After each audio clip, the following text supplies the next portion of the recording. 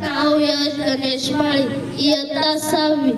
मी आज तुम्हाला नवरात्र उत्सवाबद्दल जे काही 2 शब्द सांगतो ते तुम्ही शांतपणे ऐकावे अशी माझी नम्र विनंती. महिषासुर हा राक्षस माजला होता. देवांना आणि माणसांना त्रास देत होता. त्याने कडक तप केले. ब्रह्मदेव मग त्याला प्रसन्न झाला. कोणताही पुरुष तुला मारू शकणार नाही असा त्याला वर मिळाला.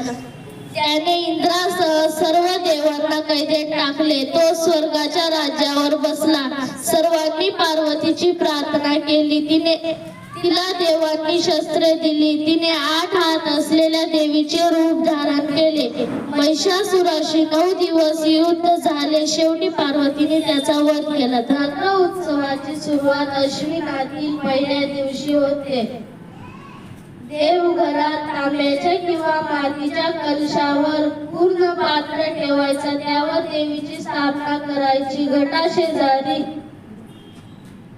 धान्य रुजत घालायचे. समाप्तीनंतर देवीच्या मस्तकी धारण करायचे. 9 दिवस रात्रंदिवस नंदादीप तेवत ठेवायचा.